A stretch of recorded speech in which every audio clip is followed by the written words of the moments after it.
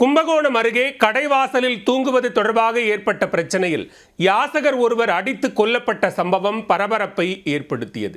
மதுபோதையில் கொலைபாதக செயலில் ஈடுபட்டவர் இரவு முழுவதும் சடலத்துடன் தூங்கியுள்ளார். நடந்தது என்ன? தஞ்சாவூர் மாவட்டம் கும்பகோணத்தை அடுத்த திருவலஞ்சூழி பகுதியைச் சேர்ந்தவர் மதன். 42 வயதான இவருக்கு வேலை எதுவும் இல்லாமல் கும்பகோணம் மற்றும் அதன் சுற்றுவட்டார பகுதிகளில் யாசகம் பெற்று பிழைப்பு நடத்தி வந்துள்ளார். இரவு நேரத்தில் சாரங்கபாணி கோவில் சந்நிதி தெருவில் உள்ள ஒரு கடையின் வாசலில் தூங்குவது வழக்கம். கும்பகோணம் மாதுளம்பேட்டை தெருவைச் சேர்ந்த பழ வியாபாரியான மாரியப்பன் என்பவரும் அங்கேயே தூங்கி வந்துள்ளார். இவர்கள் இருவருக்கும் போதை பழக்கம் இருந்துள்ளது.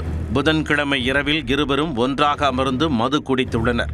பின்னர் மது போதையிலேயே வழக்கமாக தூங்கும் கடையின் வாசல் பகுதிக்கு சென்றுள்ளனர். அப்பொழுது அவர்களுக்கிடையே தூங்குவதற்கு இடம் பிடிப்பது தொடர்பாக வாக்குவாதம் ஏற்பட்டுள்ளது.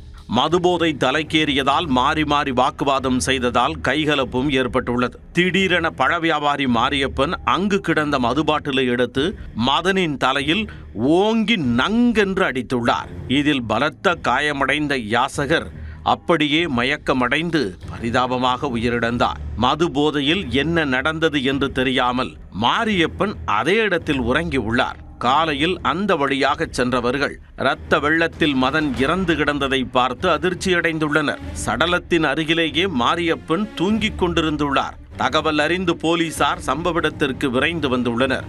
இறந்தவரின் உடலை கைப்பற்றிய போலீசார் உடற்கூராய்விற்காக கும்பகோணம் அரசு மருத்துவமனைக்கு அனுப்பி வைத்தனர்.